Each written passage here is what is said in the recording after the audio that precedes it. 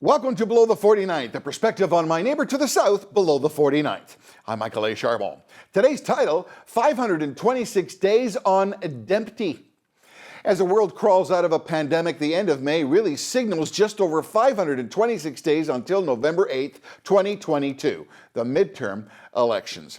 Today, America's pulse is not good. Much is in turmoil, but the midterms, well, there just may be a settling of scores on several fronts. You know, I wonder if the pandemic had not happened, would we be having this discussion? You know, normally incumbents armed with a soaring economy, jobless rates the lowest, I should say, in all sectors, the stock market on a tear and lower taxes, it's a recipe for re-election.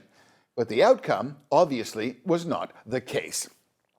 It wasn't only the pandemic that sunk the Republican ship, it was very much the man himself, as many Americans became tired of him and tired of the antics. From Twitter to off-the-cuff insensitive statements to blatant disregard for respect for your own party or your opponents, where statements stretched the truth and at times outright falsehoods were caught, where presidential decorum and trust in the man was unfortunately lost. Then you declare war against big tech and mainstream media who are already carrying water for the Democratic opponent. So they take your every action and every word, many out of context, and even creating false narratives for a four-person panel who slam you incessantly hour after hour.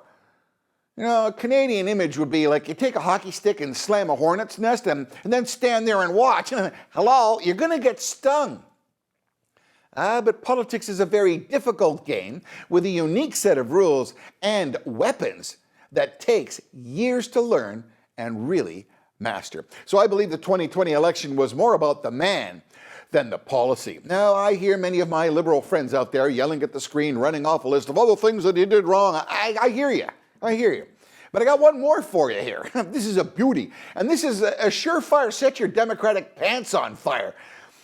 Consider a pandemic and an election where turnouts of 158.4 million ballots were returned. An astonishing number, right? Monumental. Records broken.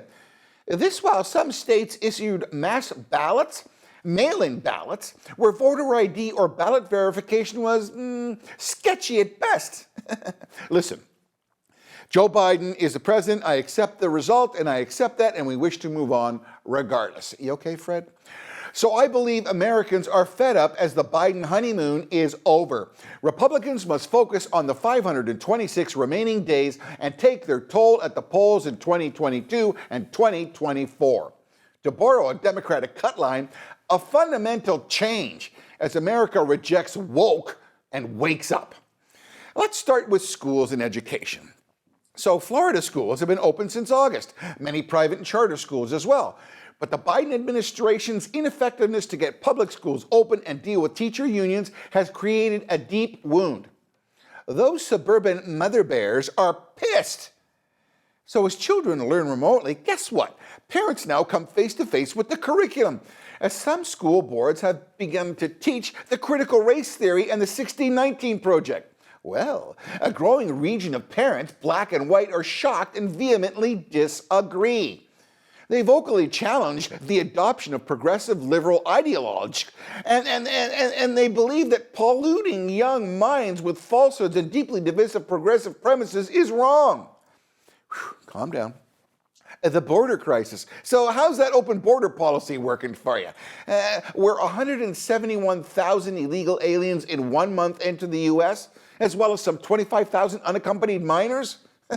Where catch and release is the solution, ICE suspends deportation, but the Biden solution is to offer $4 billion in cash to Central American countries. I guess I learned that trick from the Obama administration. This while human trafficking is rampant and drug mules cross the border unimpeded, as DHS and law enforcement are overwhelmed, shuffling people into vans and detention centers like caretakers. Consider the inevitable financial and social service burden creating a chaos in border cities. Like, what's America going to do with all these people? And how much is it going to cost the U.S. economy? Democrats defund police stance. So the defund police chant is a precursor to dismantle the police, as expressed by many progressives. Consider Democratic cities bearing the scars of horrific crime stats as a result of handicapping law enforcement. So, cops are leaving the force and few want to sign up. How's that working for you, New York, LA, Seattle, San Francisco? Would you want to visit with your kids? Not. Spending. The Democrats $7 trillion in infrastructure spending, promising wonderful tax increases and kneecapping corporation tax hikes, and a death tax and an inheritance tax. You can't even die without them taxing you. Not a recipe to propel an economy out of the pandemic, do you think? Where April jobs report of 266,000 new jobs sucked, as businesses trying to open can't attract employees because some suspect stimulus money, although less, is better than working. Where Democratic states, California and New York, see people and businesses leaving in droves due to the homeless invasion, high taxes, and limited faith in the police ability to enforce the law without the support of the state. Speaking of tax money, imagine California's proposed $75 million taxpayer-funded relief program to undocumented illegal aliens to the tune of $1,000 a household. Really? How about Georgia denied the All-Star game, where a $100 million loss to predominantly black-owned businesses was endorsed by the Biden administration? Beautiful. Voting reform, S1, telling 29 states that their existing voter metrics of mandatory voter ID is not necessary and will be eliminated. Just show up and vote. It's okay. Just go ahead, go take a ballot. Where 10,000 jobs were killed in the Keystone XL pipeline, and now ransomware holds another pipeline hostage as gas prices rise to a 7-year high. Americans, they're seeing rationing and stations out of gas. And on the Green New Deal, we'll retain pipeline workers and manufacture solar panels. Really? And to top it off, the stock market's going in the dumper from a record high. But internationally, Israel and Gaza are at war as Palestinians fire Iranian-supplied missiles into Israel, while America resumes sending money to the Hamas-controlled Palestinians through the UN with no requirements. Then, America pulls 2,500 troops out of Afghanistan as Al-Qaeda and the Taliban start wringing their hands. After all that, you think America wants a little change? Let's hope Republicans present a ticket with a fresh new set of faces who can take Republican policies and attract voters. Fresh faces like the current governor of Florida, Ron DeSantis, for president, and current governor of South Dakota, Kristi Noem, as vice president. So I hope my liberal friends who endured this post have not spontaneously combusted. I suspect I will hear about it in droves.